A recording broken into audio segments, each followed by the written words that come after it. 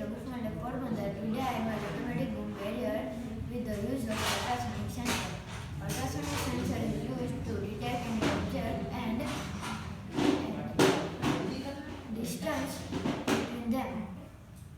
And ultrasonic sensor has two parts: transmitter and receiver. Transmitter sends the ultrasonic sound wave and receiver receives these waves.